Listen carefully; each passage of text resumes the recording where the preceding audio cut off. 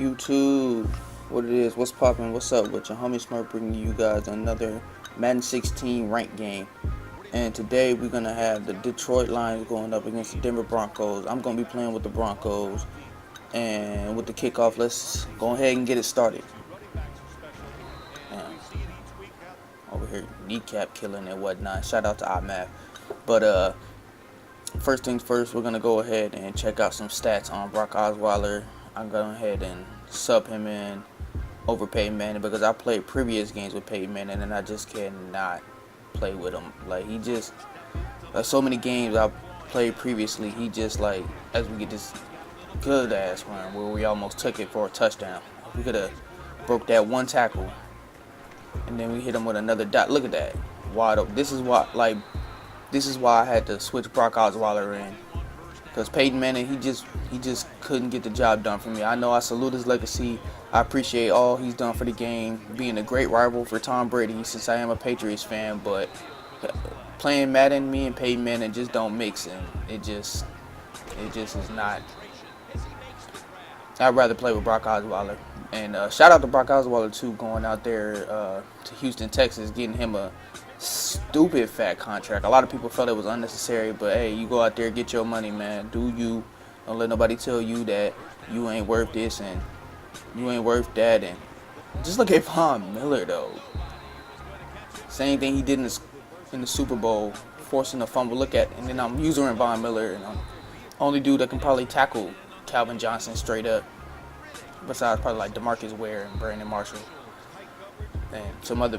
Anyway, back to what I was saying about not being able to play with Peyton Manning and Brock Osweiler going out to Houston and getting paid. But yeah, don't let anyone tell you that you ain't worth it, because they took down the Patriots when he was the starting quarterback. They took down the Patriots, and as I bumped him off his route, and he still made the catch somehow. But whatever. He played against the Patriots, and I can't remember what his record was when he was starting quarterback, but I'm pretty sure it was like at least 3 to 4 wins, which is good because Peyton was out for like maybe 5 games. I can't remember. Correct me if I'm wrong, but look at Chris Harris Jr. just breaking up that pass. But I couldn't. Then he almost had the first down, but Matt Stafford threw it. Calvin Johnson had to come back, and unfortunately for him, he lost 4. He didn't get can't talk. He didn't get forward progress on that. But look at that, just rolling out with Brock, and then got hit before I could release it. I was rerouting the running back so I could throw it to him, but got hit before I could throw. Look at that. At least he, like, with Peyton Manning, I felt like he wouldn't have been able to put that pass on the mark. But sorry that, I don't know, man. I'm zoning out. Like, I'm tripping. It's been a long day. I just got done taking a test, and you know, like, after you finish taking the test, look at that. I just shoot the gap.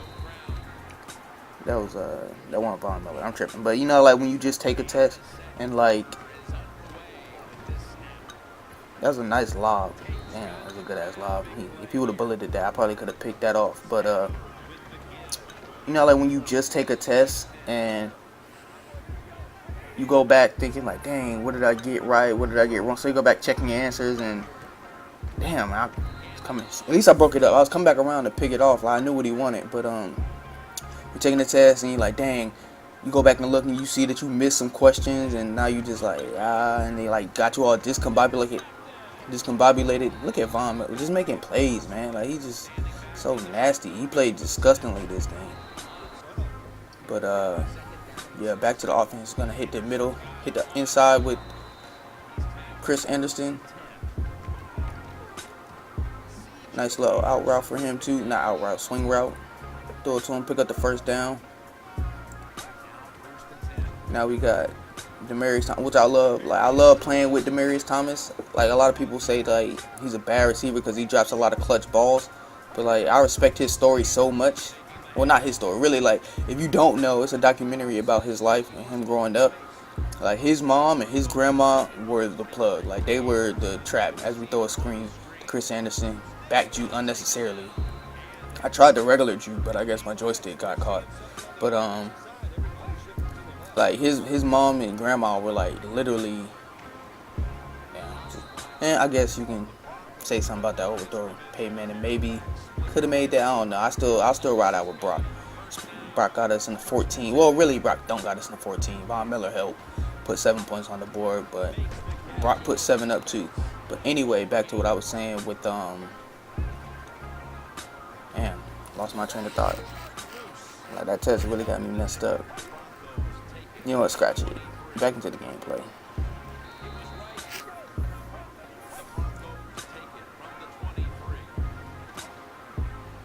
Look at him just throwing dots though. Like, sorry for that pause too. Like, I told y'all that test got me feeling some type of way.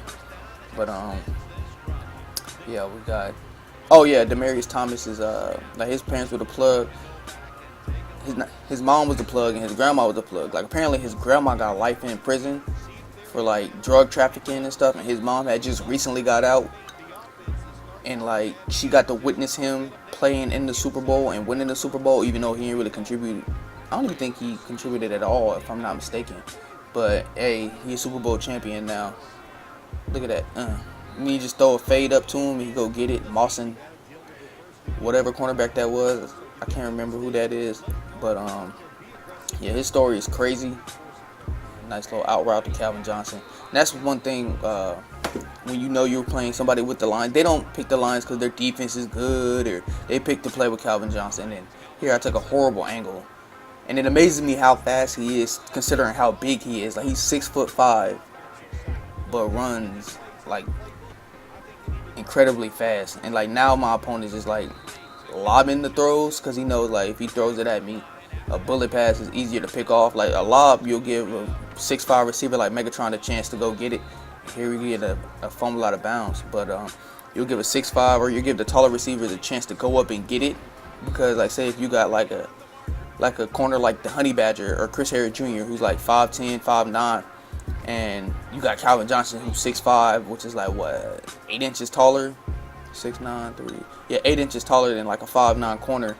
Look at that, Von Miller just, come on man, like stop throwing that Von, like don't throw to the right side period, because Von will be there. But as we throw this, defender just barely broke it up. But as we hit Owen Daniels right here, look at Brock Osweiler doing work. That's why I had to take him over Peyton. But I keep losing my train of thought. I apologize for all of this, but as we take another horrible angle, and you see me trying to strip him, and I wasn't even nowhere close to him. But yeah, now, and I was right there with Von. That could have been a pick too. He was like maybe 2-3 yards off as he hits Golden Tate for the first down. Nice passing by him. One thing about like Matt Stafford is like an underrated quarterback. A lot of people would say that he plays a little bit of the part, and Calvin Johnson wanting to retire. Like he, as we almost catch the ricochet pick there, but he wanted like a better quarterback, better defense. If I was him, I wouldn't have let Ndamukong Suh get away, because I know Ndamukong went down and got a crazy contract. Look at Chris Harris breaking up the pass again on Calvin Johnson as he goes forward on 4th and 4. But I wouldn't have let Ndamukong Suh. Dang man, I was using it with Von Miller, and I thought the route got me. I messed up on the route, but I wouldn't have let Ndamukong Suh go, because they're gonna probably get a really high draft pick because they were like really, really bad this year. I don't know if they were the worst team. I don't think they were the worst team this year. I think that may have went to the Cleveland Browns or the Jaguars, but they were horrible this year. So maybe they could have picked up like Joey Bosa or Robert Kimdichie, even though Robert Kimdichie hasn't really, as he throws a high arcing pass up to the tight end and gets a touchdown. But they could have got a really good defensive front. Like they already had Ezekiel Ansah and Ndamukong Suh, and if you would have added Joey Bosa or Robert Kimdichie, like Even though Robert in high school played defensive tackle. No, in high school he played defensive end. In college they moved him to defensive tackle. So you would have had Ezekiel Ansah, Ndamukong Suh, and Robert Kimdichie plugging up the middle, and then or you could have had Joey Bosa coming off the outside, which is basically like a mini J. He's not even a mini JJ Watt. He's like a little. He's like a. It's hard to explain, but he's not JJ Watt because there is no other JJ Watt, but he is. As we throw in interception, I don't understand how he caught that interception. At least I thought I'd be able to break that up. But he's like a miniature JJ Watt, but not a miniature JJ Watt at the same time. It's kind of hard to explain. Like he'll grow into himself. He'll prove, I think, to be a very good, successful player in the NFL as time goes by. But yeah, like that defensive front could have arguably been the best as Calvin Johnson just destroys Aqib Talib. But that defensive front could have arguably been the best. It could have been top 3 easily. I think that number 1 obviously would have been the Texans with Vince Wilfork, J.J. Watt, and Jadeveon Clowney. If they put Jadeveon at defensive end, which was his natural position in college and throughout high school, instead of having him out that left outside linebacker position. But yeah, and then you got the Rams as Aqib Talib drops an interception that could have put the game away if the game wasn't already away. Because there's plenty of time with ranked games to allow him to come back. And I knew what he was doing. Like, he threw it a little too high. Like, I would have, if he would have threw it like lower, I would have been able to pick that off. And that would have easily been a pick 6 too. But yeah, he was what was I saying? I'm sorry, forgive me for that.